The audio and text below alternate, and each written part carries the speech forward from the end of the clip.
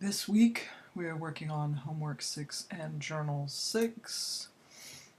Homework 6 asks you to read in your book poems, the introduction, Roman numeral pages 31 to 38.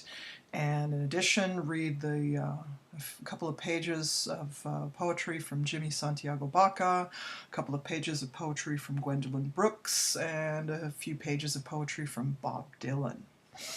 In 3 paragraphs, answer the questions below. Be sure to use the key terms. So we have, what is overalls? A conventional symbol for in Jimmy Santiago Baca's poem, Immigrants in Our Own Land. Let's have a look at that. It starts on page 17. And you want to read the bio a little bit. There's some information about Jimmy Santiago Baca, born in 1952, that can help us to understand what he means by immigrants here quite well. By the way, this reading in the introduction focuses on metaphors and symbols in poetry. And certainly you can look at the word immigrants here as a metaphor because you assume that he is maybe speaking immigrants in our own land. Without a context, I assume that that title has something to do with Native Americans in the United States feeling displaced by the European immigrants. However, as we read this poem, and especially once we look at Jimmy Santiago Baca's biography, we can see that this poem seems to have something to do with being admitted into a jail or prison, potentially.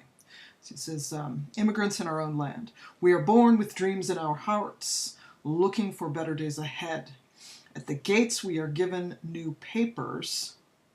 Our old clothes are taken. Okay, so the third line, at the gates we are given new papers, that really does sound like an immigration process, yes?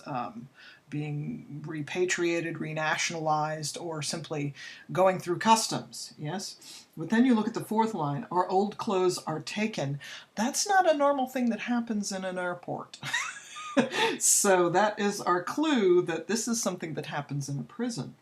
Our old clothes are taken and we are given overalls, like mechanics wear. Okay, then you go ahead and read the rest of the poem and think about that word overalls. What kind of a conventional symbol is overalls? Think about who is it you expect to wear overalls and why? What does it say about a person who wears overalls? Are overalls in some way, do they signify something different from a three-piece suit? Okay, so explain by describing how the term is used in the poem, how the term relates to the various points that are made in the poem. You may be thinking specifically about the discussions about types of labor that people do. Reference that first line again. We are born with dreams in our hearts. What do we usually think about when we have dreams in our hearts? Do people dream to have a job in which they wear overalls? Or do people dream to have a job in which they wear a three-piece suit? Maybe think about that a little bit. How can overalls be discussed as a symbol that accounts for the meaning of the poem as a whole? All right, so there's that. And then your Gwendolyn Brooks, if we flip over to, let me see, is it on page 36? No, it's on page 37. We Real Cool. Okay, We Real Cool. We Real Cool, the pool players. 7 at the Golden Shovel. We Real Cool, we left school. We lurk late. We strike straight. We sing sin. We thin gin. We jazz June. We die soon. 1960. What is shovel a universal symbol for? And what in particular for Gwendolyn Brooks' poem, We Real Cool? Shovel. When you think of a shovel, what are the things that universally symbolizes? What are the contexts in which we talk about a shovel? What do we usually think about? If we see a shovel prominently leaned up against a tree in a movie, what do we think that shovel is there for? Okay. Again, explain by describing how the term is used, how it relates to various points made in the poem. How can shovel be discussed as a symbol that accounts for the meaning of the poem as a whole? And then last we have the song lyric, the times they are a changin'. Page 95, flipping. There we go. And you'll see Bob Dylan was born in 1941, and that makes him a baby boomer, by the way. Infants born just before and just after World War II are considered baby boomers. The baby boomers were the largest generation in the United States. There were suddenly a whole bunch of them all at once, right? Okay, so here we go. For 1 and 2, we were talking about symbol, right? Conventional symbol, universal symbol. Now, for Bob Dylan's song lyric, we're talking about metaphors. Each stanza in Bob Dylan's song lyric, "The Times They Are Changin'," uses a metaphor for the idea of movement, way, direction, or procession. A metaphor for time, right? Look at the title, "The Times They Are A-Changin'," okay? So each stanza, in one way or another, is providing a metaphor for times changing, right? A metaphor for time as linear and progressive. The metaphor in the first stanza is water. The metaphor in the second stanza is wheels. The metaphors in the third stanza are doorway and hallway of Congress. In the fourth, it's road, and in the last, it's order, as in sequence, which you might say suggests how an old order, an older generation, is being or about to be supplanted by a newer generation.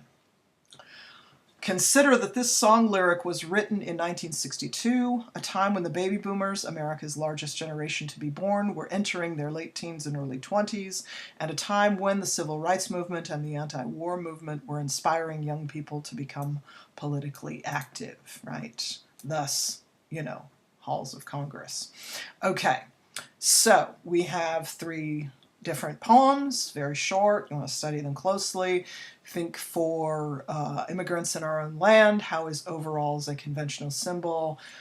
For We Real Cool, how is shovel a universal symbol? And of course, to look up these terms, they're described in the introduction, right? Pages 31 to 38 in the introduction of our book poems. And then for Bob Dylan's song lyric, "The Times They Are A-Changin',"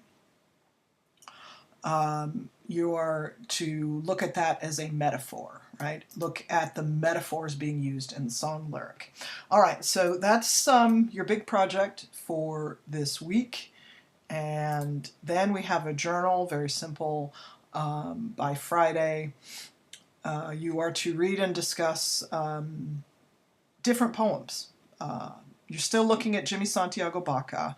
His I Am Offering This Poem, it's on pages 19 to 20. Gwendolyn Brooks, look at The Beaneaters, page 38, and look at Bob Dylan, Tangled Up in Blue.